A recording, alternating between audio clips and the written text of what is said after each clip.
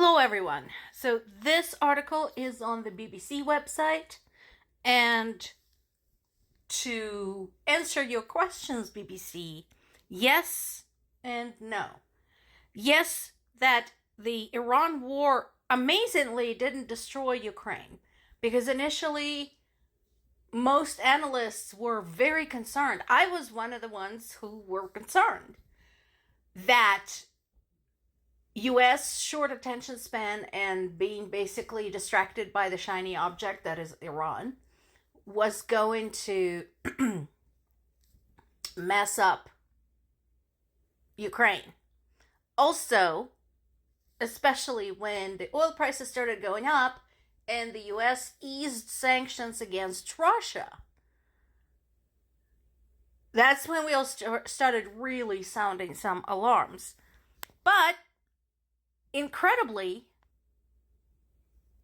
mind-bogglingly, Ukraine actually managed to find the ways to make this to their advantage. Could a ceasefire with Russia be closer? No, because Russia won't agree. They're still in denial. They still don't understand that this is not a winnable war for them. So, no, unlikely. So, what is going on right now? We have been weeks in this conflict in Iran that didn't need to happen. There's a constant going back and forth between President Trump and Congress. He's trying to now find ways around the US law that requires the president to ask permission, to ask approval from Congress to conduct military actions after a certain period of time. And it's not working so well.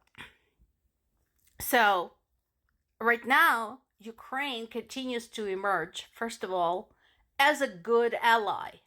Because despite the fact that the fighting is going on at home, that civilians continue to die, that military operations haven't gone anywhere, Ukrainian representatives have gone to the Gulf, including Zelensky, to support the allied bases there and other countries in the region who basically feel very threatened by this conflict.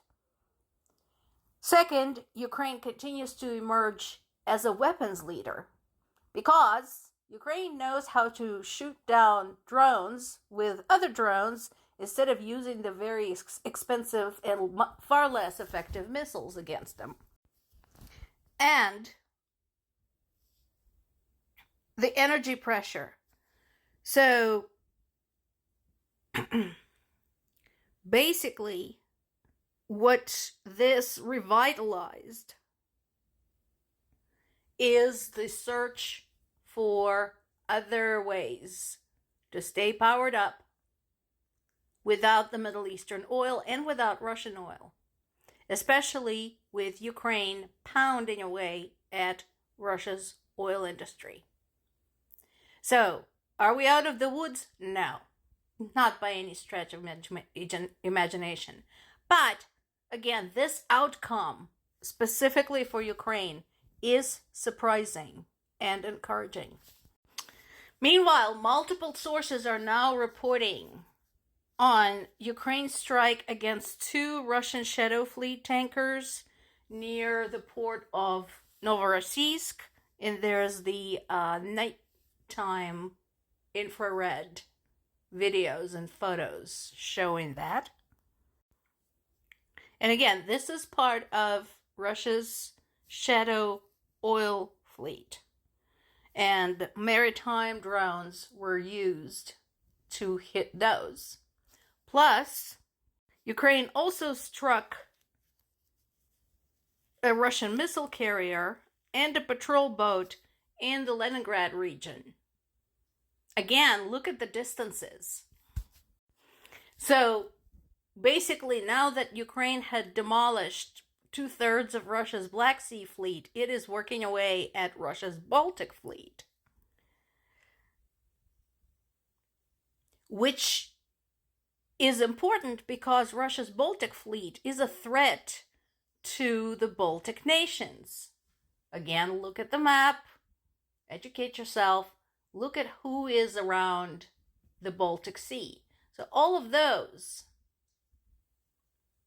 are basically within the range of Russia's Baltic fleet, and right now Ukraine is doing them a big damn favor by slowly and surely chipping away at that part of Russia's fleet. Not to mention, again, we are talking oil loading points along the coast. Once again, hitting Russia where it hurts. And to all of those in Russia yelling, why, oh, why is Ukraine doing this? This is why. You guys stop doing this shit to Ukraine, Ukraine will stop hitting your oil industry. And you can breathe actual air again. Over the last 24 hours, Russian attacks against Ukraine killed 10 people, civilians, and injured at least 76. So, once again, we're talking a massive attack using hundreds of drones. These are Shahed-style attack drones. They were launched overnight. Plus, Iskander missiles were used. And once again, this was all civilian location.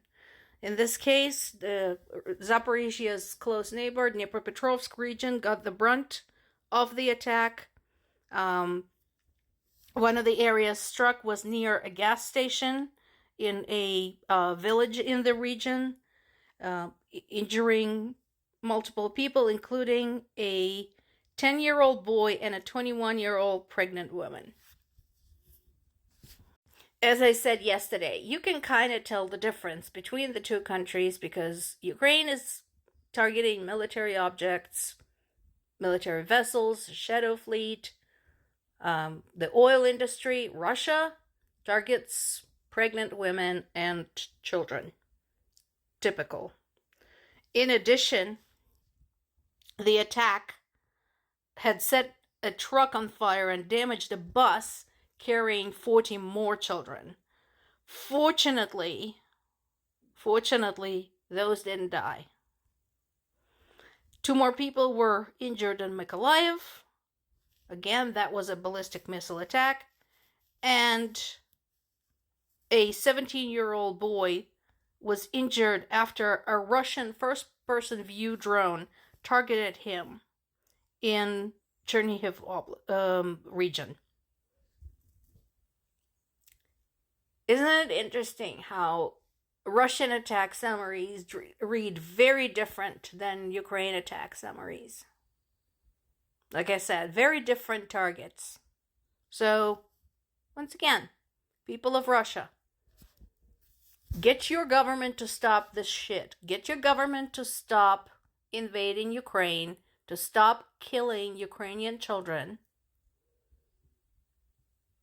to stop targeting school buses and maternity wards and hospitals. And all the scary shit goes away. Just saying. It's in your hands. More to come.